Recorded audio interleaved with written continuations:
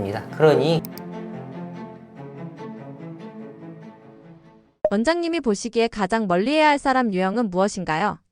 그냥 딱 한마디로 말씀드리면 나의 존재 가치를 부정하는 사람, 요 분들을 멀리 하셔야 됩니다. 나의 범위가 정해져 있고 서로 간에 개인적인 이렇게 있는데, 이런 나의 경계를 자꾸 넘어와서 나한테 간섭을 하는 걸 넘어서서 내 어떤 의지를 꺾어버리는, 내 삶에 영향을 자꾸 주려고 하는, 이런 게 좋은 영향일 수도 있지만 보통은 부정적인 경우들이 많거든요. 그래서 이런 부분들이 많이 있죠. 특히 이 중에서 좀 심한 분들은 감정이 많이 결여돼 있고 어떤 사회적인 어떤 스스로 불안이나 두려움 없이 잘 대인관계를 아주 효율적으로 하지만 대범하게 해서 나를 이용해 먹는 사람들이 많죠. 그 사람들 중에 대표적으로 성격적인 어떤 장애를 가지고 있고, 이 사람들 중에는 보통 남을 그냥 내 자신을 이득을 취하기 위해서 하는 이런 성격 유형이 있고, 그 중에서 대표적인 분들이 소위 소시오패스, 사이코패스, 이런 분들이 많이 있을 수 있죠. 이런 분들은 굉장히 폭력적이고, 또 어떤 실제적인 폭력 아니어도 감정적으로 폭력적으로 행사를 하다 보니 이런 분들은 제일 피해야 될 1번 대상인데, 이분들 뿐만 아니라 대부분 여러분들의 인생에서 여러분들을 힘들게 하는 분들은 나의 경계를 넘어서서 나의 존재 가치를 부정하는 사람들입니다. 이런 경우는 제일 멀리 하셔야 될 것 같습니다. 실제로 그런 사람을 만나게 된다면 어떻게 대처하시나요?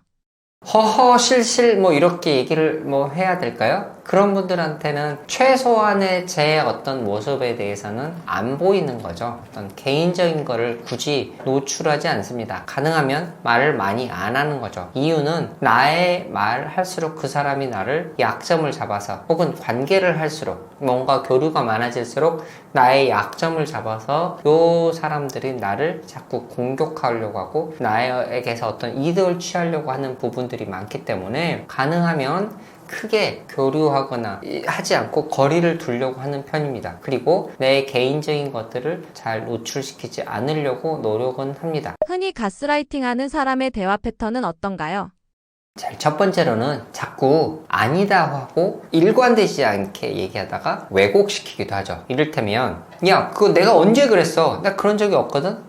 야, 너가 잘못 생각하는 거야. 너 기억이 틀렸어. 라고 자꾸 이렇게 얘기하죠. 너가 착각하고 너 문제야, 너. 그리고 너가 극단적으로 생각하는 거야. 라고 하면서 사실과 다르게 왜곡시키거나 내가 가지고 있는 내가 맞는 부분에 대해서 부정하는 경우들이 많죠. 그렇게 한 다음에 자꾸 내가 그러면 이렇게 안 좋다고 얘기를 들으게 되면 내가 뭐가 문제인가? 라고 할 때 죄책감을 더 이렇게 심어주죠. 너가 항상 그렇게, 너가 나를 이렇게 나쁜 사람 만들어. 네가 너 때문에 이렇게 자꾸 되게, 그러니까 내가 지금 화를 냈지만 화를 내는 거는 너 잘못이야, 너 잘못. 이렇게 하는 것들이 역시 죄책감을 조장시키고 나아가서 내 탓을 자꾸 하는 거죠. 자꾸 던지는 거예요. 나의 자신의 잘못과 이 모든 어려움을 너가 나를 이렇게 힘들게 해서 결국은 내가 너한테 화를 내게 됐잖아. 내가 사실 누구를 만나서 이렇게 바람 피운 거 다 너가 지금 잘못을 해서 내가 이렇게 된 거야. 이런 행동이죠. 그 다음에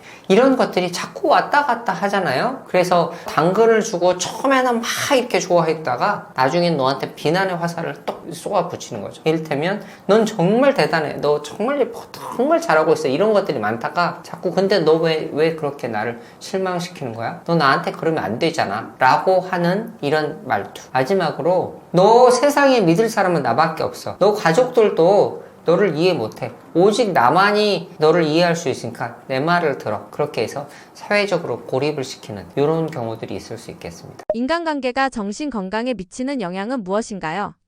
인간관계에 관해서 가장 유명한 연구이고 심리적인, 정신과적인 영역에서 제일 대규모로 오래 한 연구가 하버드의 그란트 연구가 있습니다.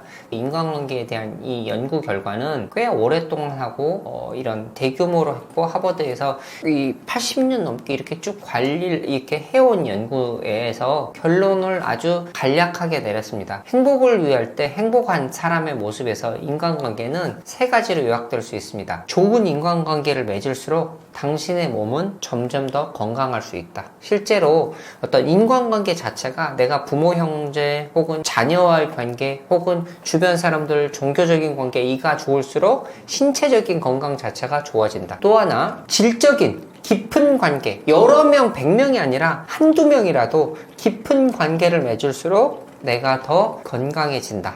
그래서 얼마나 친구가 많냐 보다는 깊은 관계를 통해서 내가 의지할 수 있냐, 맺을 수 있느냐, 요게 좀 중요하죠. 실제로 우울증이 심해서 사고를 했던 분들에도 한 사람이라도 있었으면, 혹은 내가 의지할 수 있는 한 사람이 있으면 그런 데서 벗어날 수 있기도 합니다. 마지막으로 좋은 어떤 인간관계 자체가 실제로 이 몸뿐만 아니라 신체 건강 중에서도 뇌 기능을 보호합니다. 그래서 아주 애착관계가 잘 형성됐던, 부부관계가 좋은 혹은 아주 친한 친구가 있으면 나이가 성인 한참 지나고 노년에 있어서도 80대 오히려 더 건강해졌습니다. 기억력도 좋아집니다. 그런 것들이 인간관계에 관한 하버드의 연구였습니다. 그래서 이 연구가 보여주는 거는 결국은 좋은 인간관계를 깊이 있게 맺고 이런 것들이 당신을 보호할 수 있다. 이게 정신건강에 미치는 영향이고요. 제가 개인적으로 정신과 의사 생활을 오래 하면서 들었던 거는, 가장 행복했던 사람은, 복받은 사람은 금수저 엄마 아빠가 아니라 좋은 부모 아래, 행복한 부모 아래에서 태어난 분이라고 생각합니다. 이거야말로 누구보다도 이 복받은 거라고 생각을 하고요. 이런 경우가 있었을 때 이분은 어려움이 있어도 잘 어려움을 헤쳐나갈 수 있고 평상시 마음 상태도 좋고 다른 사람과의 관계도 좋을 수가 있습니다. 그러면 좋은 부모 아래 태어나지 못하면 망하는 거냐? 그런 건 아니죠. 만약에 내가 그런 걸 못 받았다면, 결혼을 하셔서 아이를 낳는다면 내 새끼한테 그렇게 내가 못 받았던, 내가 부모한테 받고 싶은 걸 해주시면 되고, 결혼을 안 하셨다면 내 지인, 내가 가까이지는 깊은 관계를 맺는 동반자, 꼭 배우자가 아니더라도 동반자와 함께 그런 관계를 깊이 맺으면서 내가 그분한테 그렇게 해주시면 됩니다. 어쨌든 내가 가진 좋은 인간관계를 받은 거를 이렇게 베풀고 돌려주시면 그 사람이 복된 사람이라고 할 수 있겠습니다. 인간관계 손절 신호가 있다면 무엇인가요? 일단 이 어떤 사람을 생각하기만 해도 피곤한 사람들이 있죠. 만나는 중에도 힘들고 만나고 나서도 힘들어요. 결국 이런 거는 이분에게 내가 쓰는 감정적인 에너지가 너무 큰 거죠. 그런 것들이 있다면 이분과의 관계에서 뭔가 내가 어려움이 있는 게 분명합니다. 또 그 사람이 자꾸 나한테 너무 의존하려고 하거나 혹은 자꾸 나 자신을 조종해서 그러지 말라고 나의 존재를 이렇게 힘들게 하는, 내 존재를 자꾸 무시하는 것 같은 혹은 비난하는 것 같은 이런 경우에서는 내가 아닌 게 되죠. 내 존재를 자꾸 무시하게 되고 혹은 그럼으로 인해서 내가 자존감이 떨어지고 심지어는 자꾸 나를 비판하고 무시했더니 죄책감이 든다. 그러면 이 사람을 안 만나는 게 맞는 거죠. 또 실제적으로 증상적으로는 이 사람들과의 관계를 했을 때 점점 우울해지거나 불안해지거나 또는 스트레스가 너무 심해져서 내 일상생활에 어떤 지장을 끼쳤다면 이분들은 반드시 멀리 해야 될 겁니다. 그러면 어떻게 멀리 하느냐? 저는 손절하지 말라고 말씀드립니다. 어떤 말씀이냐면 손절하는 것도 에너지가 듭니다. 그러니 그냥 관심을 두지 마시고 일로서, 그냥 사람으로서, 왜냐면 우리가 이 피곤해지는 게 결국 손절하기 어려운 사람들이 많기 때문인 거죠. 그러니 그냥 일로서, 사람으로서, 가족이라면 거리를 좀 두시라. 그리고 독립하시라. 나는 나로서 그냥 사시라. 요렇게 그냥 말씀을 좀 드립니다. 여러분, 그냥 이 세상에 이제 우리가 뭐 모든 지구의 사람들을 만나서 다 좋을 수는 없잖아요. 또 내가 다 사랑받을 수도 없습니다. 내가 좋은 사람으로 계속 이렇게 있고 싶은 마음 때문에 힘들어지는 경우도 있습니다. 세상 사람들한테 다 좋을 수 있는 분들은, 그런 사람은 없고요. 있다면 지저스, 주님, 부처님, 이런 분들이겠죠. 우리는 인간이기 때문에 모두에게 사랑받기는 어려울 수 있습니다. 그러니 나랑 좋은 사람, 나의 존재 가치를 알아주는 사람, 세상은 좋은 사람하고 만나기도 바쁩니다. 그러니까 나의 가치를 알아주는 사람, 내가 만나서 즐거운 사람, 이분들과 그냥 잘 지내십시오. 이게 제가 손절의 의미로 말씀드렸습니다. 인간관계에서 손해보지 않으려면 어떻게 해야 하나요?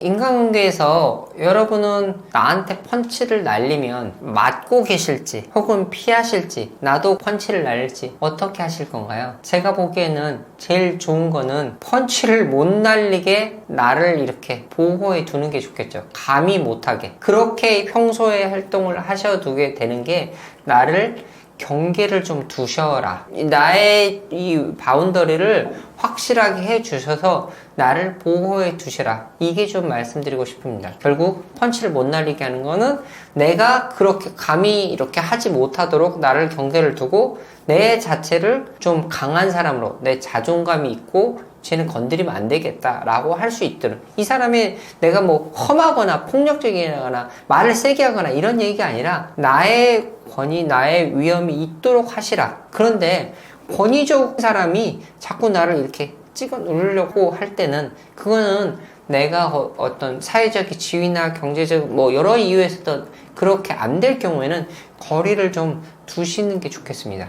그렇게 해서 그냥 신체적으로 혹은 감정적으로 어떤 물리적인 거리를 두어서 불필요한 접촉을 안 하시는 게 제일 좋죠. 말씀대로 쓸데없는 회식에는 안 가시고 어떤 이유를 대서도 안 하실 수 있도록 하는 게 좋고, 나를 좀 지키시라. 그리고 다시 한번 말씀드리지만 모든 안 좋은 사람까지 굳이 내가 사랑받을 필요는 없습니다. 나쁜 사람한테 사랑받는 게 의미가 있나요? 그런 거조차가 어떻게 보면 거기에 너무 많은 에너지를 써야 되는 경우들도 있습니다. 그러니 나를 좋아하고 나를 아끼는 사람하고 좋은 관계를 맺으시는 게 좀 중요하겠습니다. 그런 것들이 나를 좀 위해주고 나의 가치를 위하는 사람하고 관계를 맺으시고, 나를 힘들게 하는 분들하고는 가능한 거리를 멀리 두려고 하는 게 이제 어쨌든 손해를 보실 수 않을 방법인데, 이미 문제가 좀 생기기 시작하고 혹은 나를 좀 계속 힘들게 하고 이런 게 혼자서 안 될 경우들이 많습니다. 그러면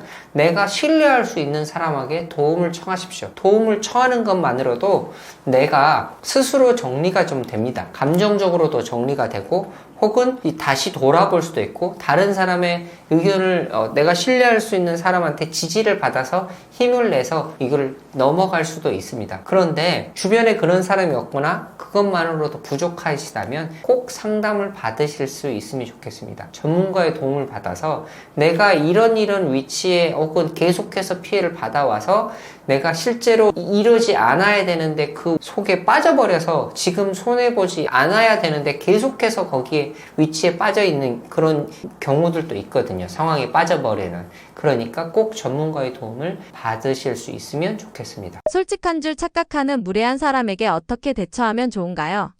네, 주변에 그런 분들이 있으시죠. 난 뒤끝 없어. 그러면서 자기 하고 싶은 말 다 해버리고 상대방에게 안하무인하죠. 그럼 본인은 뒤끝 없죠. 왜냐면 자기는 이렇게 말하면 뭐하죠? 지는 지 하고 싶은 말 다 했으니까. 이런 사람들이 나쁜 겁니다. 왜냐면 상대방에게 감정적으로 쏟아내버려서 그 사람은 이미 상처를 입었잖아요. 그러니까 이분들은 그 사람이 나쁜 겁니다. 간혹 그런 경우 이렇게 받았을 때 자꾸 비난을 하다 보면 내가 좀 자꾸 내 탓인가 라고 생각을 하시게 되는데, 제일 먼저 그냥 자책하지 마시라고 말씀을 좀 드리겠습니다. 그냥 왜냐면 자책하면 점점 쪼그라들고, 그렇게 되면 될수록 그 사람들은 계속 피해자인 나를 무시하게 되고 자꾸 이렇게 그렇게 할 만한 놈이구나 하고 자꾸 더 죄송하지만 찍어 누르려고 하거든요. 그러니까 제일 먼저 자책하지 마시라. 그게 그 사람이 나쁜 거지, 객관적으로 봐서 내 잘못이 아니다면 꼭 자책하지 않으시는 게 좋겠습니다. 인간적으로는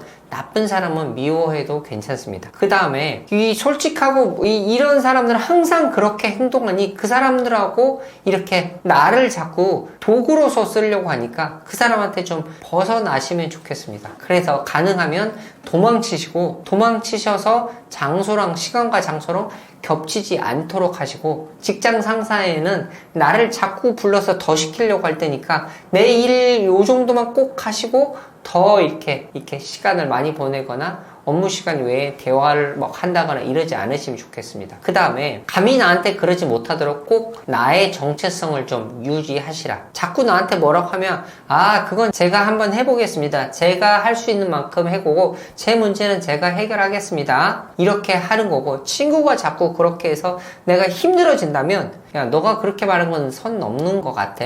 이거는 내 문제니까 내가 잘 해결할게. 내가 도와달라고 할 때 도와주면 좋겠어. 이렇게 좀 하시는 게 좋겠고요. 제일 중요한 거, 이렇게 뒤끝이 없다고 말하는데 뒤끝이 없는 게 아니라 그 사람은 예의가 없는 겁니다. 그러니까 나쁜 사람이죠. 우리가 매너, 예의라는 거는 서로 간에 배려를 하면서 어떤 이 사람한테 지킬 건 지켜야 되는 건데 그 사람은 이런 경계를 넘어서서 나한테 확 넘어와 버린 거죠. 그거는 예의가 아닌 거고 배려가 없는 거지 뒤끝이 없는 게 아닌 거죠. 네. 그러니까 이 사람은 예의가 없는 사람으로 생각하고 거기에 대해서 좀 무례했다고 분명하게 항의하시는 것도 필요할 수 있겠습니다. 인간관계가 어려운 분들을 위한 조언 부탁드립니다.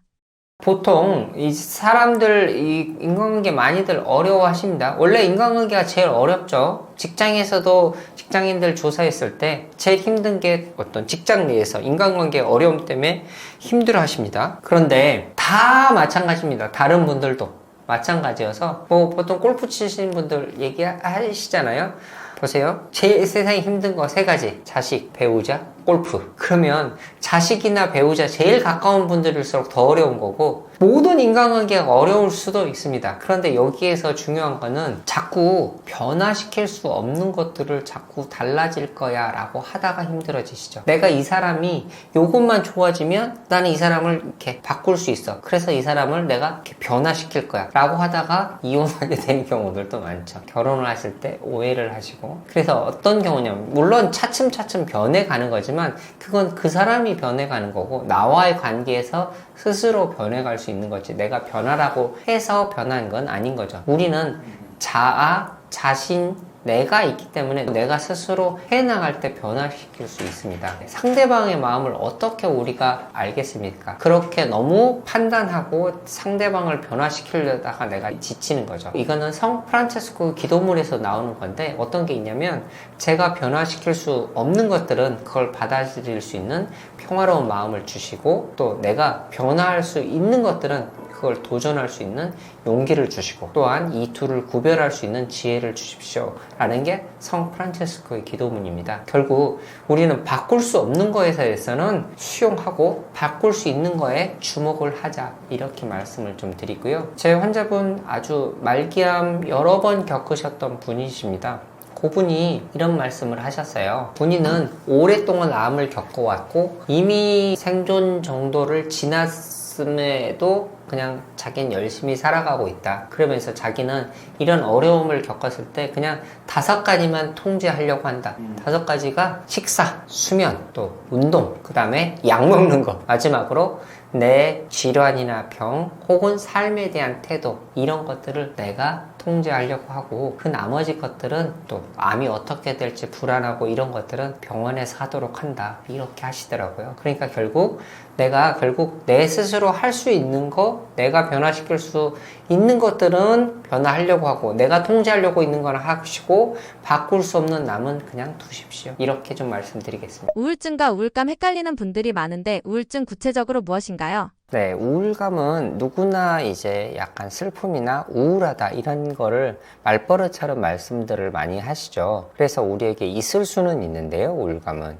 근데 이제 우울감이 스쳐 지나가는 마치 비가 오는 날씨 같은 오늘 하루 낡았다가 좀 있으면 개해지기도 하고 하루 좀 우울할 수 있지만 좀 있으면 괜찮아지는 게 이게 이제 우울감이라면 우울증은 하루 이틀이 아니라 일주일, 2주일 이상 쭉 지속되는 장마, 기후 같은 거라고 할 수 있겠죠. 이렇게 생각된다면 어떻게 보면 우울감은 일상적으로 있을 수 있는 거, 우울증은 질환이라고 할 수 있습니다. 우울장애라고 정신과에서 말씀을 드리는데요. 이 우울장애는 실제로 뇌 기능에 문제가 생기고 또 신체적으로도 식사나 수면이나 또 체중 변화까지 일어나는 어떤 신체 증상까지 일어나는 그런 질환인 거죠. 그래서 우울감은 지나갈 수 있다면 우울증은 치료를 받아야 할 질환이고 때때로 약물 치료까지도 필요할 수 있는 그렇게 또 폐렴이나 폐혈증 같은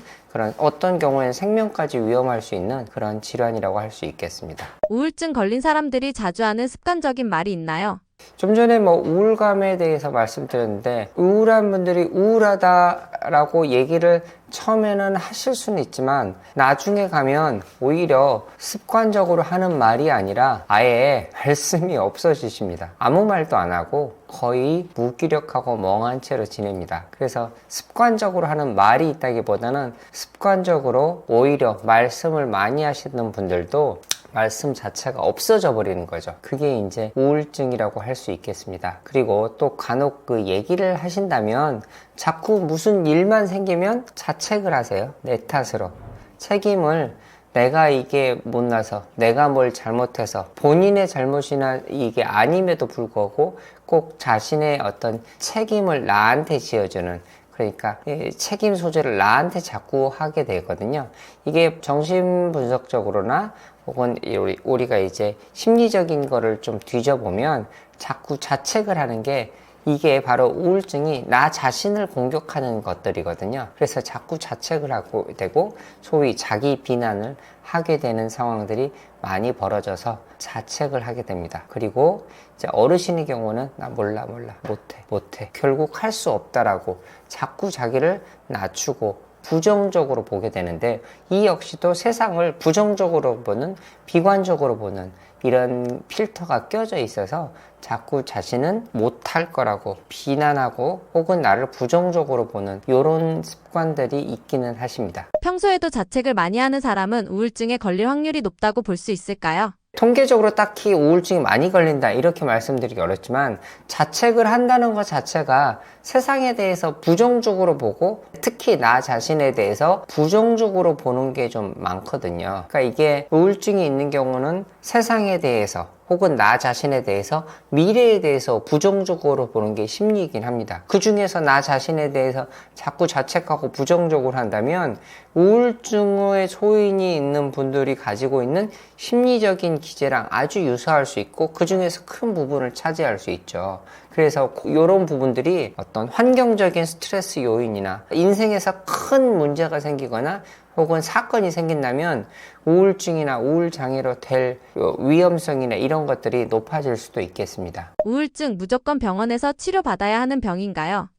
물론 이제 우울증의 정도가 심하지 않으면 그 시간이 지나면서 회복이 될 수도 있습니다. 또 가벼운 주변의 지인이나 혹은 스스로 이제 활동을 많이 하면서 또 상담을 받으면서 할 수도 있지만, 이게 우리가 이렇게 뼈가 부러져도, 다리가 부러져도 3개월 내지 6개월 좀 지나면 나을 수 있어요. 근데 우울증도 마찬가지입니다. 6개월 정도 지나면 많이들 개선이 된다고 하는데, 보세요.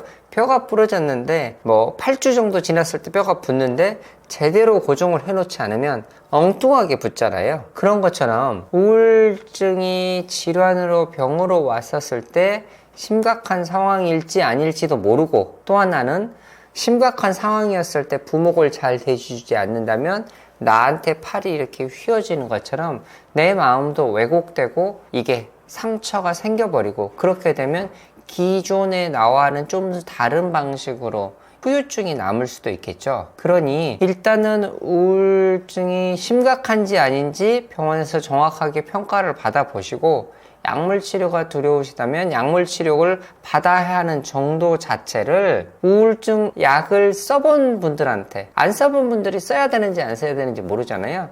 써본 정신과 선생님들한테 가셔서 확인을 받으시고, 아니시면 안 드셔도 되고 혹은 필요하시면 치료를 받으시고 그렇게 하시기를 말씀드립니다. 그러니까 정도가 심한지 조기 진단 해보고, 심하시다면 더 치료를 받으시고, 심하지 않으시다면 좀 더 어떤 일상활동이나 상담이나 이런 식으로 해서 치료를 받으실 수 있도록 말씀을 좀 드립니다. 우울증 자체를 그냥 두었을 때는 3개월, 6개월 내지 있으면 좋아지지만, 치료를 받으시면 한두 달 내에 좋아지신다면 굳이 치료를 마다할 이유는 없겠죠. 우울증 자가 진단을 했을 때 중증이라고 판단되지 않아서 병원에 가지 않는 경우는 어떻게 생각하시나요?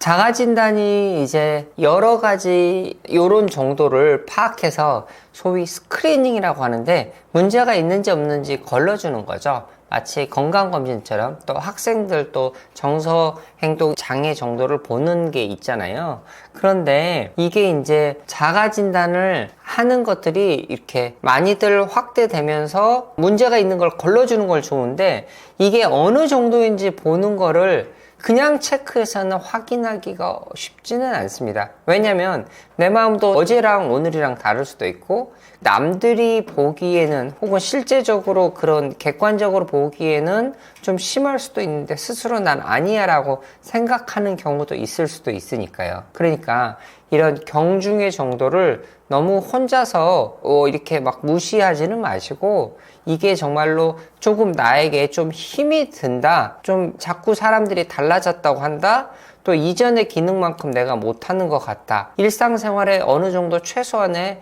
장애, 문제가 좀 생기기 시작했다라고 하시면 상담을 받아보실 거를 권유드리겠습니다. 우울증 스스로 관리해 볼 수 있는 방법이 있나요?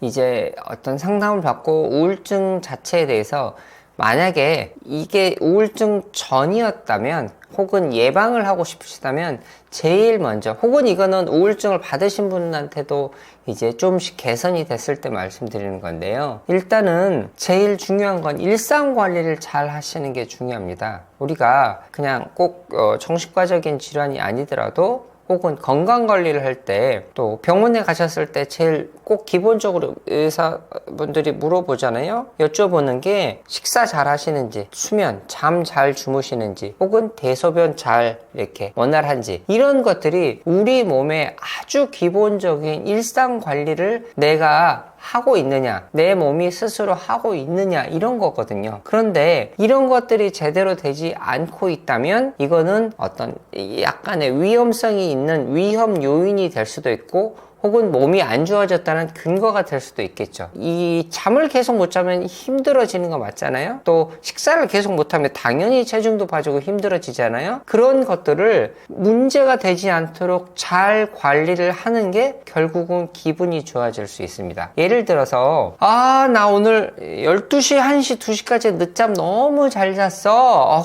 물론 그럴 수도 있지만 매일 12시, 1시, 2시에 일어났을 때 혹시 기분이 아주 상쾌하고 좋으신가요? 그렇지 않잖아요. 잠 문제로만 봐봅시다. 12시에 자고 8시에 일어나면 8시간 정도 이제 주무시는 게 맞다면 활동을 한 지 16시간 지나서 잠이 올 수 있죠. 하루는 24시니까. 그런데 내가 아침 8시가 아니라 12시에 일어나셨다면 밤 12시에 잠이 안 온 게 아니라 새벽 4시까지도 잠이 안 온 게 맞는 거죠. 왜냐면 내 몸은 정직하니까요. 그러니 이렇게 되면 내 몸이 자꾸 이렇게 생활 패턴에 따라서 좀 늦춰지게도 됩니다. 그 수면 얘기를 하나만 더 붙이자면 우리 생체 시계는 지구 자전주기 24시간보다 조금 더 느립니다.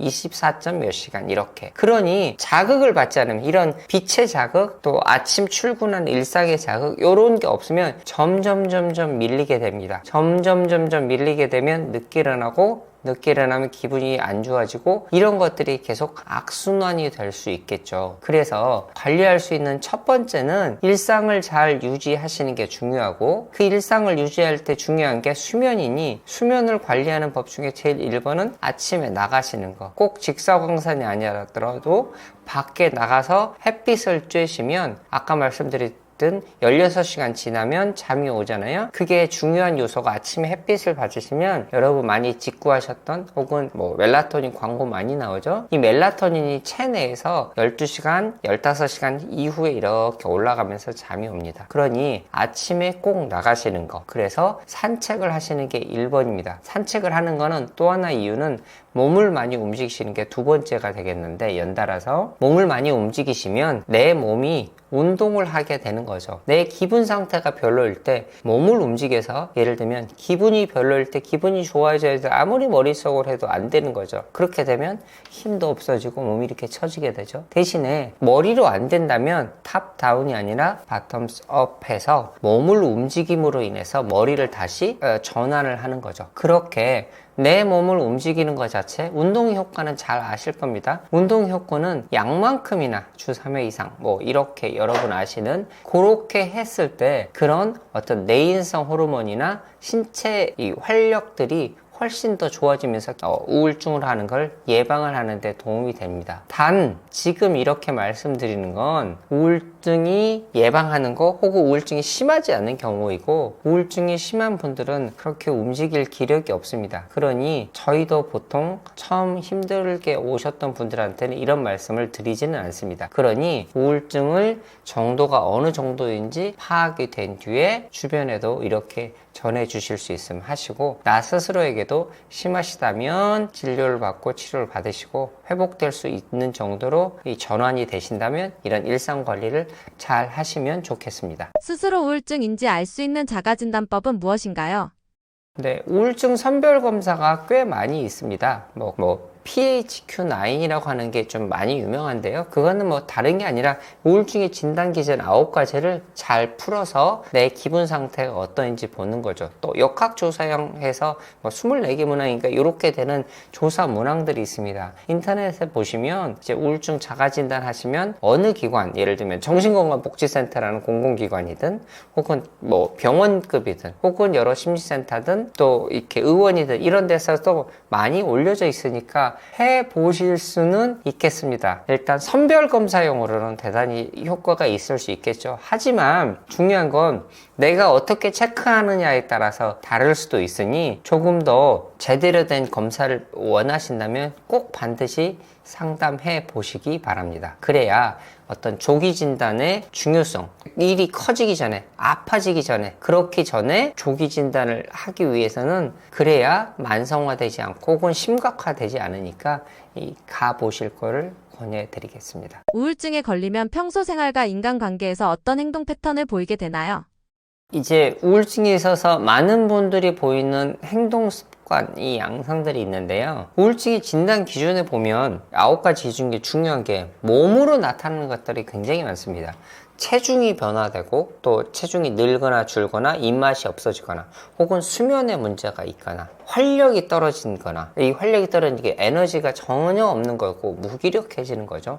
이런 부분들이 굉장히 좀 일상생활을 아예 침범을 해서요, 우울증이 심해지시면 정말 아무것도 못 하십니다. 그래서 그냥 침대에만 누워 있으세요. 그래서 제가 그냥 네모난 감옥이라고 표현을 드렸는데 침대 위에서 누워서만 지내시는 경우가 많죠. 이를테면 제 환자분 경우는 이 와치를 차고 측정을 해 봤는데 하루 종일 움직이시는 게 20발자국이라고 하셨더라고요. 20발자국이면 화장실만 몇 번 왔다 갔다 하신 거죠. 그러니 일단은 이게 내 몸을 움직일 수 있는 힘이 없다 보니까 침대 위에서만 생활하시게 되고, 그렇게 되다 보니 세수나 이런 자기 관리가 안 됩니다. 또 여자분들이 우울증이 많이 이제 힘들어 하신 경우들이 많은데, 남자보다 우울증에 걸 확률, 유병률이 한 2배 이상 높은데, 많은 여성분들이 머리가 긴데 요거를 감을 힘이 없어요. 감고 나면 이거 말리고 이럴 과정들 자체를 할 에너지가 없어서 머리를 못 감기도 많이 합니다. 그리고 이제 스스로 이제 행동 자체가 아까 이 침대에서만 지내다 보니까 사회적인 관계 자체도 많이 고립되고 위축이 됩니다. 그래서 연락을 아예 안 받아버리거나 잠수 타는 소위 이런 경우들도 많이 있으실 수 있겠죠. 이런 것들이 일상생활에 나타나고 또 입맛이 없어지니까 식사도 아예 안 하시게 되고, 혹은 만성적으로 되게 되면 계속 안 하고 있다가 마치 요요 오는 것처럼 폭식을 하게 되기도 하고 배달 음식으로만 해서 체중이 많이 증가되기도 합니다. 이런 것들이 이제 몸으로 나타나는 우울증의 증상이라고 할 수 있겠습니다.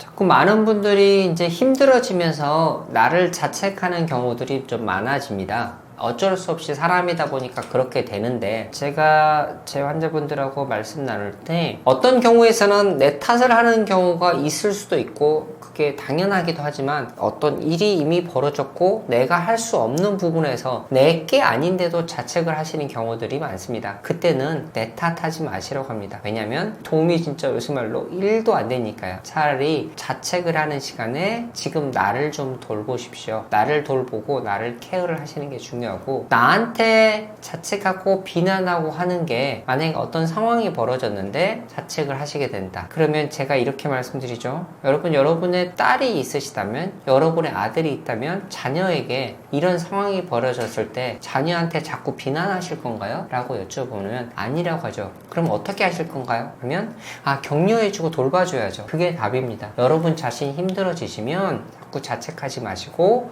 나를 격려하고 나를 돌봐주시는데 힘을 좀 쓰시면 좋겠습니다. 여러분, 저희가 이런 얘기들 많이 올려놓은 게 저희 채널이 있습니다. 정신과에 관한 모든 것들, 혹은 질환에 관한 것들, 혹은 사람들의 관계, 또 요즘에 이 주제들, 이런 것들에 대해서 쿠쿠닥스라고 하는 채널 저희가 운영하고 있으니까 저희 링크 여기 댓글로 달아드릴 테니까 여기에서 많이 와 보셔도 좋겠습니다.